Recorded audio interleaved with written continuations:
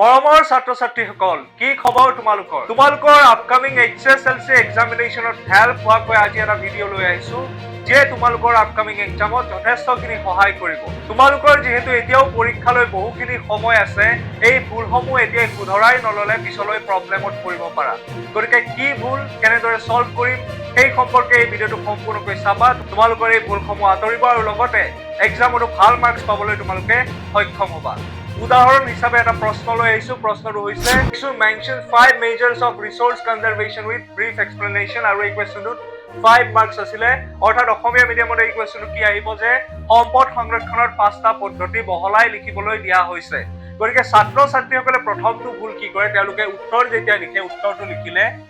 directly point কেইটা লিখি দিয়া আৰম্ভ কৰে এনেকে 1 2 3 এনেকে ডাইৰেক্টলি পইণ্ট কেইটা লিখি দিয়া আৰম্ভ কৰে তেতিয়া কি হয় এক্সামিনাৰে এইটো এটা স্ট্যান্ডাৰ্ড মেথড নহয় এনেকুৱা কোৱেশ্চন বা যিকোনো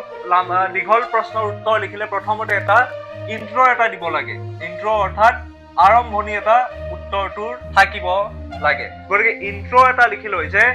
সম্পদ সংৰক্ষণৰ পাঁচটা পদ্ধতি হ'ল বা 5 measures of resource conservation are এনেকুৱাকে এটা ইন্ট্ৰো দি ল'ব লাগে ইন্ট্ৰোৰ পিছত কি আহিব ইন্ট্ৰোৰ পিছত মূল উত্তৰটো যেটো মেইন আনসাৰ সেইটো আহিব ইন্ট্ৰোৰ পিছত এই বডি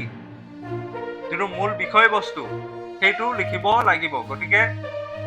এনেকে যদি তোমালোকে উত্তৰসমূহ লিখা তেতিয়া হলে তোমালোকৰ মাৰ্কস বেছি পোৱাৰ সম্ভাৱনা থাকে আৰু হেখন আনসাৰটো তোমালোকে কি কৰিব লাগিব কনক্লুজন এটা দিব লাগিব কি কৰিব লাগিব সামৰণি তোমালোকে দিব লাগিব গতিকে এনেকুৱা দীঘল প্ৰশ্নৰ উত্তৰ লিখিলে যেতিয়া ডেসক্ৰিপটিভ টেষ্টত দীঘল প্ৰশ্নৰ উত্তৰ লিখিবা ইন্ট্ৰো বডি কনক্লুজন এনেকুৱাকে তোমালোকে সেপাৰেট কৰি পেলাই আনসাৰটো ফ্ৰেমিং কৰিবা তেতিয়া তোমালোকে সম্পূৰ্ণ মাৰ্কস পাবলৈ সক্ষম হ'বা যেহেতু সোশ্যাল সায়েন্সত তোমালোকৰ লিখাৰ যেটো স্কিল এই স্কিলটোৰ ওপৰত মাৰ্কস দিয়া হ'ব ডেসক্ৰিপটিভ কোৱেশ্চনত কেনেকৈ তোমালোকক মাৰ্কস দিব তুমি মই সকলোৱে যদি একে উত্তৰ লিখো তাৰ মাজত যে কিছুমানৰ মাৰ্কস বিলাক বেলেগ হয় কাৰণ আনসাৰ ফ্ৰেমিংটোৰ ওপৰত যথেষ্টখিনি গুৰুত্ব দিয়া হয় সোশ্যাল সায়েন্সত গতিকে এই কথাটো তোমালোকে মন দিবা এতিয়া আগবাঢ়িছো ছাত্ৰ-ছাত্ৰীসকলৰ দ্বিতীয়টো ভুলৰ কথা ক'বলৈ ছাত্ৰ-ছাত্ৰীসকলে কি কৰে যেতিয়া এনেকুৱা ধৰণৰ প্ৰশ্ন থাকে তেতিয়া কি কৰে ডাইৰেক্টলি তেওঁলোকে কি কৰে মেনশন যেতিয়া থাকে তেওঁলোকে 1 2 3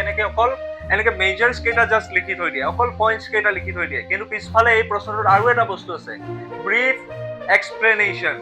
অৰ্থাৎ বহলাই লিখা যেতিয়া তোমালোকৰ প্ৰশ্নত এইবিলাক শব্দ থাকে এক্সপ্লেইন তাৰ পিছত এনালাইজ এইবিলাক শব্দ থাকে অৰ্থাৎ অসমীয়াত যদি থাকে বহলাই লিখা ব্যাখ্যা কৰা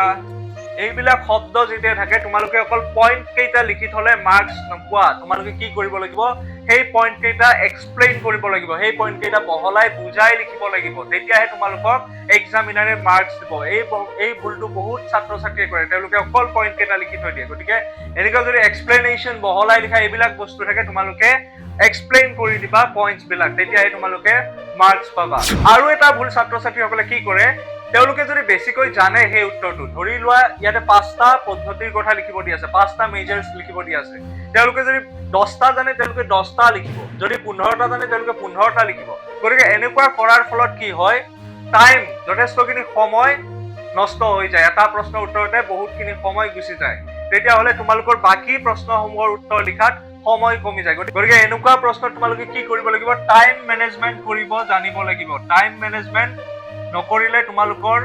কিছুমান উত্তৰ লিখাই নহব গতিকে এটা প্ৰশ্নত কিমান মাৰ্কস আছে সেই হিচাপত কেনেকৈ লিখিব দিছে সেই হিচাপত সেই আনসাৰটো লিখিবা অলাগতিয়াল কথা লিখি থাকিলে তোমালোকে মাৰ্কসও নোপোৱা লগতে টাইমও গুচি যাব গতিকে টাইম মেনেজমেন্ট এটা বহুত ইম্পৰ্টেন্ট ফেক্টৰ সোশ্যাল সায়েন্সৰ কাৰণ আমি যেতিয়া শুনা পাওঁ যে বহুত ছাত্ৰ-ছাত্ৰী কি কৈছে স্যাৰ মোৰ লিখাই নহল গতিকে এই বস্তুখিনি তোমালোকৰ এতিয়াৰ পৰাই নোহোৱা কৰিবলৈ চেষ্টা কৰিবা